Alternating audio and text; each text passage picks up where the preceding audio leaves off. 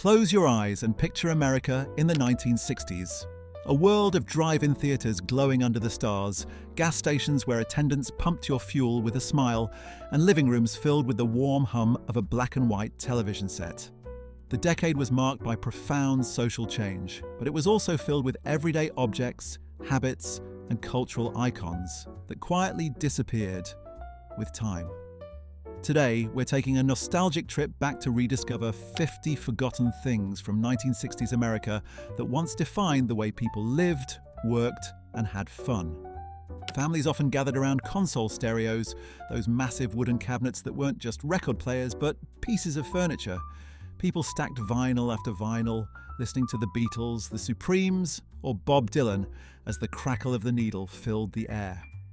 And while vinyl is back today, the ritual of gathering around a stereo the size of a small dresser is something most people will never experience again. In kitchens, avocado-green and harvest gold appliances were all the rage. From refrigerators to blenders, the colours of the 1960s kitchen were bold and unapologetic. Paired with patterned linoleum floors, Tupperware parties, and Jell-O salads, it created a domestic aesthetic that now feels like a time capsule of post-war optimism and kitsch. The neighbourhood milkman was still making his rounds. Glass bottles clinked together as he delivered fresh milk right to the doorstep. Children rushed out to grab the bottles before breakfast, often returning empties for reuse. By the end of the decade, home milk delivery was already fading, replaced by supermarket shopping, but the memory of those early morning stops is hard to forget. Drive-in movie theatres were at their peak. Whole families would load up the car with blankets, snacks, and folding chairs. Teenagers used them as social hubs, sneaking into trunks or cuddling in the back seat. For a couple of bucks, you had an evening of entertainment under the stars, with tinny speakers hooked onto car windows. Thousands of drive-ins have vanished, leaving behind empty lots and nostalgic memories. And speaking of cars, who could forget the tail fins and chrome details? The early 60s still carried echoes of the flamboyant car designs of the 1950s. Gas was cheap, and road trips were a rite of passage. Road maps, folded and refolded until they tore, were the GPS of their time. At gas stations, attendants not only filled your tank but washed your windshield and checked your oil. In schools, children practiced cursive handwriting on lined paper with fountain pens or ballpoints that smudged ink on their fingers. Film projectors clicked in darkened classrooms, showing reels that sometimes snapped or melted under the heat of the bulb. Overhead projectors, mimeograph worksheets with their unforgettable purple ink smell, and chalk dust hanging in the air were all part of the learning experience. Pop culture was exploding. Kids traded baseball cards, collected troll dolls with fuzzy neon hair, and played with Etch-A sketches. Barbie, introduced in 1959, became a staple of the 1960s toy box, joined by G.I. Joe action figures, Easy Bake ovens, and Chatty Cathy dolls that spoke when you pulled a string. Families played board games like Candyland, Mousetrap, and Twister, the latter bringing a new level of chaos to living rooms. Television had only a few channels, and people adjusted rabbit ear antennas to get the best reception. Shows like Bewitched, I Dream of Jeannie, and The Andy Griffith Show captured hearts. Saturday mornings were filled with cartoons like The Flintstones or The Jetsons, while nightly news broadcasts brought the reality of the Vietnam War and the civil rights movement into American homes. Phone calls were a different experience. Rotary dial phones sat on kitchen walls or hallway tables, and every number dialed produced that clicking sound. Long-distance calls were expensive, and people often kept them short. Some homes still shared party lines, where multiple households used the same connection, and you might accidentally overhear your neighbours' conversations. Clothing reflected a world in transition. Men wore slim suits and narrow ties inspired by Kennedy's style. Women sported beehive hairstyles, pillbox hats, and miniskirts by the mid-decade. Young people embraced tie-dye, bell-bottoms, and fringe jackets as the counterculture movement grew. Sewing machines were still common in households, and many mothers made their children's clothes by hand.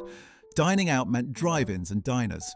Car hops on roller skates delivered burgers and milkshakes to parked cars. Coca-Cola bottles popped open with a satisfying hiss, and brands like Tab, Tang, and Fresca became household names. Swanson TV dinners, packaged in aluminum trays, were eaten in front of the television on folding TV trays. And let's not forget the era's fascination with Jell-O molds, some of them savoury, with vegetables and mayonnaise that would puzzle today's eaters. Travelling by air was glamorous. Stewardesses wore tailored uniforms and white gloves, passengers dressed in suits and dresses, and meals were served on real china. People smoked on planes, in restaurants, and even in hospitals without much thought. Cigarette ads were everywhere, featuring celebrities, doctors, and catchy jingles. Music wasn't just on the radio, it was an event. Families tuned into American Bandstand to see the latest dance crazes. Kids carried transistor radios to the beach or the park, blasting hits from the Beach Boys and Motown groups. Jukeboxes in diners played 45s for a nickel, filling the room with the soundtrack of the decade. Even sports felt different. Baseball reigned supreme, with Mickey Mantle, Willie Mays, and Sandy Koufax as household names. Kids played stickball in the streets, rode Schwinn Sting-Ray bikes with banana seats, and cheered for their teams while sipping from glass bottles of soda bought at corner stores. At home, black and white family photographs lined walls and albums, captured on Kodak Brownie cameras or Polaroids that developed in your hands. Home movies were recorded on Super 8 reels, projected onto living room walls during family gatherings. Vacations were documented with slide carousels, and the whole family sat in the dark, clicking through endless vacation photos. Shopping malls were emerging, but downtown department stores were still the heart of retail. Sears, Woolworths, and Montgomery Ward anchored shopping trips, complete with elevator operators, candy counters, and pneumatic tubes sending receipts through ceilings. Catalogues were as thick as phone books, offering everything from clothing to homes you could assemble yourself. And then there was everyday life. Kids drank from garden hoses, parents left doors unlocked, and neighbours borrowed sugar without hesitation. Penny candy at corner stores, soda fountains with metal stools, and jukeboxes filled small-town diners with life. Churches hosted potlucks, schools held sock hops, and summer meant chasing the ice cream truck down the street. Some of these things faded slowly, while others vanished almost overnight. But together they form a mosaic of everyday life in 1960s America. An era that was both turbulent and innocent, glamorous and simple, revolutionary and deeply nostalgic. Looking back now, it's hard not to feel a tug at the heartstrings for the milkmen's bottles, the smell of mimeograph paper, the thrill of a drive-in movie, or the excitement of dropping a dime into a jukebox to hear your favourite song. Each of these 50 forgotten things tells a story of a world that shaped generations, but one that feels increasingly distant with every passing year. The 1960s weren't just about Woodstock, the moon landing, or civil rights marches. They were also about the little details that stitched daily life together. The sounds, sights, and rituals that made the decade feel alive. And though we can't bring them back, remembering them keeps their spirit alive, reminding us of a time when life may not have been simpler, but it certainly felt different.